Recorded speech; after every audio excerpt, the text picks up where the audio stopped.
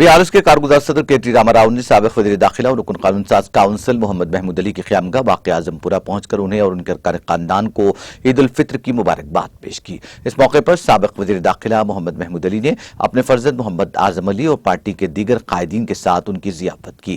اس موقع پر رکن اسمبلی کالاری وینکٹیش بھی موجود تھے۔ KTR نے اس موقع پر تمام BRS اقلیتی قائدین کو عید الفطر کی مبارکباد دی۔